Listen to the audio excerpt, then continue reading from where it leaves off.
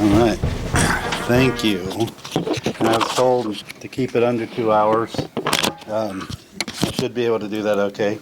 Just kidding. So yeah, I am a retired chaplain. That's where my background comes from, that my authority for this presentation.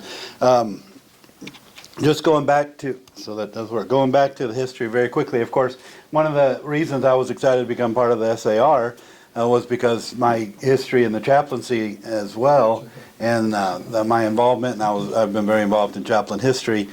So the chaplain corps dates back to before the official founding of our country. We're older than the United States. George Washington insisted that there would be chaplains in his army to keep the moral fiber of the troops, to make sure that they worshipped on Sunday, to make sure they didn't cuss and gamble and all these things. So he insisted on it. And wrote letters to Congress to make sure that we had chaplains. Well, let's figure out how to use this. There we go. And chaplains have served in every armed conflict since its foundation. Chaplains go where soldiers go. So every armed conflict, chaplains were there. And by the way, I'm going to zip through this pretty quick because of time. I want to be sensitive to that. But I will have opportunity for questions later. Several chaplains who have been received the Medal of Honor for the things that they have done. Their bravery, gallantry in combat, under fire. Several chaplains. The most recent was Chaplain Kapan, who was a Catholic chaplain in Korea, who was captured, taken to a prisoner of war camp, but just the sacrifice, the things that he did to save people's lives. He was just recently posthumously awarded the Medal of Honor. But several chaplains have received that. Since World War II, no, actually in World War II, over 8,000 chaplains served. Of course, that was a major conflict. Since our inception, over 25,000 chaplains have served. So chaplains have been everywhere and have, wherever, soldiers, sailors. And I speak, of course, from my Army experience, and I'll try to point out differences with the other branches, and it's pretty similar anyway. To be a chaplain, have to have, of course, education, have to have a bachelor's degree, have to have a master's of at least 72 hours. And we come in with 3 years of credit, time, and rank because of we have to come in with at least a master's degree. So most chaplains come in as a captain. If they don't, they come in as a lieutenant, usually put on captain bars within 6 months. They also have to be ordained by some religious body, and it used to be during the Revolution, it was some Christian body. It took into the Civil War before there were Jewish chaplains. Catholic chaplains weren't really accepted until the Civil War. But some religious body they have to be ordained by. They also have to be endorsed for military service. They meet with their denominational hierarchy, and they grill you depending on how strict they are. But they have to be endorsed to serve in whatever role that they're in as a chaplain in whatever branch they're in. And if the denomination ever pulls that endorsement, we have to start getting out of the Army. If my endorser, was endorsed by the Church of the Nazarene, if they ever said we don't feel like Daryl is eligible anymore or qualified to serve, and they pull my endorsement, the next day I have to start getting out of the Army, because without that endorsement I cannot be a chaplain. You have to have that endorsement as well as being accepted into the military, which you have to have 2 years civilian ministry experience before they'll accept you. And there's some military requirements as well. You don't see, the chaplains have to meet the same standards as any other soldier, sailor, airman, Marine going into the military. The height, weight standards, everything else, they go through all the same testing and all that, so they meet the same military standards. So that's the qualifications. Of course, the branch insignias, there's every other branch, they have one branch insignia. So armor has what they have, and infantry has the cross rifles, and MPs have the cross pistols. For chaplains, the branch insignia is whatever faith group they happen to be. So as a Christian, I wear a cross as my branch insignia, but a Jewish chaplain will wear the tablets, and on down the line, Muslim would wear the crescent. And there's also a Hindu. We have had Hindu chaplains as well, but they're few and far between. So in the military, the chaplain doesn't go out by himself, but with a unit ministry team. In the Navy, I think it's called a religious support team. But because a chaplain is a non-combatant, so there's always a chaplain and a chaplain assistant. The current term is religious affairs specialist. In the Navy, I think it's a religious activities specialist or religious support. Anyway, but they all have an enlisted soldier, sailor, airman that is responsible for protecting the chaplain. Because the chaplain is a non-combatant, the chaplain assistant is a combatant. So chaplains don't carry weapons. We want a good chaplain assistant that does well on range, because they take care of us in combat. They are our protection. Up until Vietnam, chaplains could wear a sidearm, could carry a sidearm, could have defensive weapons, but then some chaplains, they would get medals for offensive action, and it got to where we can't even carry defensive weapons anymore after Vietnam, because chaplains are non-combatants. Now, if they're coming over the hill and it's fire or die, well, I'm going to pick up a weapon too, and then, I'd lose my endorsement, I'd lose my everything else when I got home, but I'd get home anyway. But so we don't even carry weapons, because that would jeopardize our Geneva Convention status as a non-combatant, because we are able, if we're in a POW status or we're protected, we're able to continue to do our job. We have a lot more freedom because we're able to care for the other soldiers. If we're no longer in the fight, but in a captured state. Now, of course, that, we think World War II and we think conventional warfare with Muslims, not with Muslims, with, the global war on terror and the other things that we've done. Well, they don't care what you are. They don't care about the Geneva Convention. But it's all about that we're non-combatants, and that's important for us to remember. And chaplain assistants, they don't represent a faith group. They're because they have to support the chaplain, whatever faith they are, and support the soldiers, whatever faith they are. So the chaplain assistant doesn't have a faith group. Now the commanders, because we have a chaplaincy, because commanders have responsibilities. The commanders have to, establish and maintain a climate of high moral and ethical standards. That's in regulations.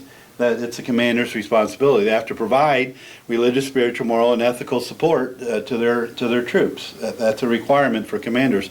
They have to support the free exercise of religion for all their personnel, and of course, they got to make sure their ministry teams have what they need to do that. So because the commanders have to do these things, that's why there are chaplains to work for the commander to provide what the commander has to provide for their soldiers. So that's why we have chaplains, and they are legally permitted to do their job. The chaplain corps had been challenged back in the 80s. There were some students in Harvard, hey, this will be fun, let's challenge the constitutionality of a chaplain corps, because that's state sponsorship of religion. There's no separation of church and state when you have the government paying the chaplains. And that was struck down because chaplains defend or preserve the free exercise of religion. So we go to the First Amendment. Every soldier has that right, free exercise of religion. So chaplains ensure that right. So that's why we are constitutionally permitted in the military. So the chaplain can be used in many ways in the unit. I'm going to go through that quicker. They do all kinds of training within the unit: suicide prevention, stress management, moral leadership, consideration of others, NCO and officer development. The chaplains are called on to do all kinds of training and to help soldiers become better soldiers. Because a better soldier, you have a war fighter that continues to be able to maintain that strength of the unit. But it goes on, of course, the counseling and things that get more religious, giving advice, but they're a part of everything that goes on. But so a chaplain is on the commander's staff, as they are on a commander's personal staff as well as special staff.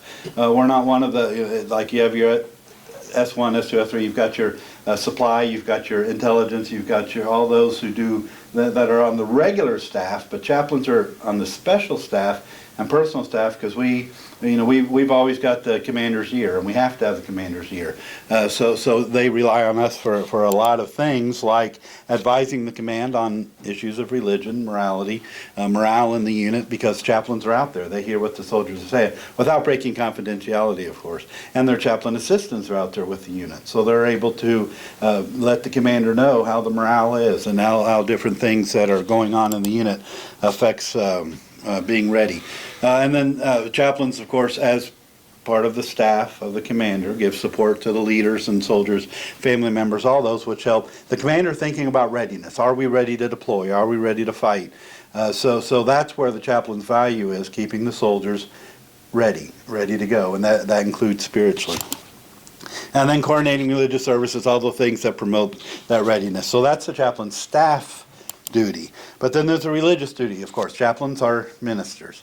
They have that religious responsibility. So chaplains perform or provide religious support. So I'm a Protestant chaplain. I can perform Protestant stuff. I can lead Protestant worship services. I can do a wedding. I can provide the Lord's Supper. I can do things that are Protestant, Christian. But if I can't do it, because we're a chaplain in a unit to all the soldiers, regardless of their faith group. So if it's something that I am not able to do as a Protestant chaplain, that's where I provide. So I call up my, the Catholic chaplain in the unit down the road and say, I've got a Catholic chaplain that needs to go through, catechism or whatever. So we either perform it if we can, or we provide it if we can't perform it. So that means scheduling and other things. So in some situations that means having to fly in a Catholic chaplain to provide Mass, or arranging for a Jewish chaplain during those holy days. So we perform what we can, and we provide the rest. And then again, providing for the free exercise of religion. That's why we are constitutionally mandated, permitted to receive a government paycheck as a religious official, because we provide for the free exercise of religion for those who serve with us. Of course, there's the core values, or the essential things that we do as a chaplain. The first is nurture the living. So we do that through worship services, through religious education, counseling and retreat, things to nurture their spiritual life during normal circumstances. So nurturing the living is the first thing we do. The second essential thing is comfort or care for the wounded and the dying. So we nurture them when there's times when they're wounded or dying. We care for them in the ways that we are able to do that. So comforting them, and then we honor the dead by doing memorial ceremonies, services, graveside services, casualty notifications during wartime. Those who are back in the States, one of the responsibilities chaplains have is going with the notification officers because every service member that dies, their next of kin is notified, and that's with a team, a notification officer and a chaplain. So that's how we nurture the living, comfort the wounded, and honor the dead. That's our essential role as religious professionals. But in combat, a lot of things are different in combat. The religious and spiritual needs have priority. We make sure that they receive what they need, and some religious traditions, there are required elements that they must have. So we have to bring in a Catholic chaplain, for example, to provide Mass regularly. Different things that are required religiously, we make sure they receive it. So our time is spent in combat making sure soldiers get what they need. And of course, those three aspects I talked about, they're even more important in combat situations. Nurturing the living, so prior to combat, prior to engagement, we make sure everybody's prayed up. We make sure, when I was deployed, I would provide the Eucharist every week, when traditionally for me it'd be once a month, because soldiers are going outside the wire all the time. They don't know if it's the last service they're going to attend, the last time they get to participate in the Lord's Supper. So we nurture the living prior to engagement. During engagement, of course, we care for the wounded. Well, we're going to be near the aid station so that we can take care of those who come in wounded. We're going to make sure that we are there to pray for them, to be with them, to be present with them. And then after engagement, honoring the dead. And even in combat situations, we have those memorial ceremonies. We make sure that those who fall are honored appropriately. From the very beginning in the combat theater all the way back, and you've probably seen like at Dover and the different honors that they're rendered. That continues throughout the process. So combat support again, so nurturing the living, I don't need to go through that again. The stuff that we do, caring for the wounded, performing those things, and then honoring the dead. And you see in movies, I was just watching Band of Brothers. The Catholic chaplain out there, bullets flying all over the place, but the Catholic chaplain is out there giving last rites or providing ministry because those are essential elements of religion. So chaplains go where the soldiers are and do what the soldiers need religiously. Okay, and then finally, and I went through that really quickly, but I thought, finally, we need to remember, it's chaplain, not chaplain. I just set you up for that with that. That's right, I appreciate that lead-in, yeah. Are there any questions? I went through that, yeah, yes. Well, I had a question. If you're I guess if you're a Protestant chaplain and a Catholic soldier is dying, can you give him last rites, or? Well, not official last rites. We can offer prayers. I mean, we can go through that motion, but we can't because that's a sacramental function that a priest needs to do. A Catholic priest needs to do. So that's why it's important that we have good connections with But I think that in combat situations there is some allowance given. If there is no Catholic priest available. And I won't pull into it now, but we're given, in our kits, we're given little cards for the prayers, for last rites, for Jewish, for Muslim, and we've got those things that we can pray. So as far as the chaplain is, he can do it with a clear conscience, then he's able to do what needs to be done, yeah. And how many, what is the, I guess I'm looking at a ratio. What is the ratio of chaplain to number of troops? Well, generally there's one, and this goes way back through history, generally there's one chaplain for 1,200 troops. So you would have a chaplain at battalion level. In the Army battalion level, you'd have a chaplain generally around 1,000, 1,200 troops. And so they care for all of them regardless of the faith group they perform or provide. And then a chaplain's career, well, as you increase in rank, you increase in responsibility, so we'll go to a brigade, where then you care for several chaplains as well as the brigade, and you can just keep working your way up. But generally, one chaplain to about 1,200 troops. And I should mention, I saw that the chaplain kits were given so that we go out, because in the field we need to be able to take what we need to provide worship services. So this is a Vietnam-era kit, which has everything that's needed to provide a worship service with communion, with the chalice, and can do communion with intinction, the paten, candles, because you have to have light discipline, so they're inside, but you still have the candles, and then Bible stand, and those are essential parts of providing a worship service. And this, by the way, if you've seen The Longest Day, and the chaplain, it was a British chaplain, fell in the river, keeps going under looking for his kit. That's actually a chaplain Samson. It was an American chaplain. He did several jumps. Both prior to D-Day, and he was a market garden, and he would always be losing his kits because they were suitcases, about this big, heavy, and having to jump with those things. And when he became one-star, a deputy chief of chaplains, he ordered this kit to be developed. And now this kit, the chaplain assistants always want to carry it because it will float, so you can hang on to it. It won't get lost, it won't sink to the bottom, but because of his experience jumping and losing it multiple times, he had this one developed. So this is a Vietnam-era kit. This is a modern kit that's issued now, and it's a lot less to it. It's smaller. When they were jumping into Grenada, this even was too much because they said it's beans and bullets. We can't take your kit, chaplain. So they developed smaller kits that would just go on the chaplain's pistol belt, and he could jump with it. I combined mine two things into one saw bag, but essentially you have your chalice, you have a paten, and a cross so that you can provide communion on the go wherever you find yourself or you find your soldiers. And there's different varieties based on your faith group. J.K., That was it. I was okay. anxious to hear about that. Good. Yes. I knew this guy not well, but I first saw him 3 times. Mm-hmm. After he got back from duty over in the Middle East. Mm-hmm. He looked all right. He's a healthy looking guy. Second time, he looked different and acted slightly different. Mm-hmm. The third time he come back, he looked terrible.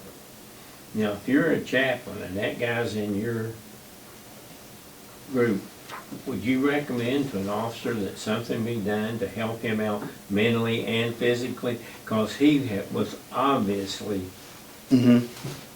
having mental and physical. Yeah, absolutely. And that's one of the things, because we go around and visit soldiers. The ministry of presence is a big thing that we do. So we go where they're working. In garrison, we'll go to the motor pool. In deployment, we go, out wherever they might be and visit them, and we need to sense things like that. So when we see things where soldiers or sailors, when we see things where they need help, yes, that's when we go to the commander and say, we need to get so-and-so to the, wherever we need to. And when we help as far as we can, but most chaplains aren't trained, professional counselors, but are pastoral counselors. So we refer. I mean, we do what we can. But yes, you're right. We keep our eyes open for that. And if they need to get help, we make sure we tell the commander they need to go get help.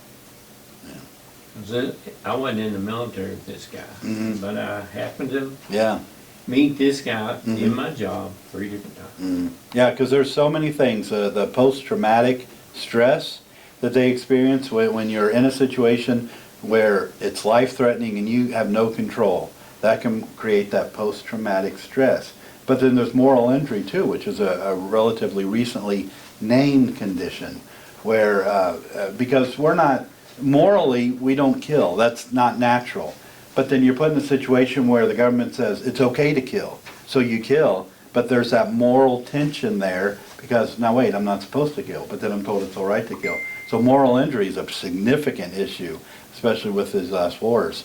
And really what they need is forgiveness. I mean, they need a religious body that takes them in and says, we forgive. Not to say it was all right, you were allowed to do it, it was legal, but to say you're forgiven.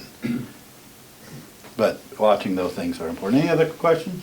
One last thing. Yeah. Isn't there a federally approved Chaplain's Day, the Four Chaplains or something? Well, the Four Chaplains Day, February 9th, sometime in February. Yeah. Yeah, it's not a federal holiday. It's not a federal holiday, but it's recognized. The Four Chaplains were on the Dorchester, the United States transport ship Dorchester, and on their way to Iceland. There was Washington, Poling, I can't remember the other four, but there was a Catholic, a Jewish, and 2 Protestants that were on this ship, and they, of course, the German submarines got it, and it went down quickly. And the chaplains, they cared for the soldiers. They gave them their gloves. They gave them their life jackets once they were out of the others as they were handing them out. They ministered to soldiers regardless of their faith group. They didn't ask. The Jewish chaplain didn't say, hey, are you Jewish before but they ministered to everybody in those last days. And then they went down with the ship. They were seen, witnesses testified to the fact that they were seen arm in arm as the ship went down, just praying and singing hymns. But so the Four Chaplains, since it wasn't in combat, the things that they did wasn't under fire, they couldn't be awarded the Medal of Honor, but Congress wanted to do something. So they created an award equivalent to the Medal of Honor called the Four Chaplains Medal, which that was the first time it was issued or awarded to those four, and the last time it ever will be, because it wasn't in combat, but it was at the level of the Medal of Honor. So in February, the Four Chaplains Day, it's a significant day, of course, in the Chaplain Corps.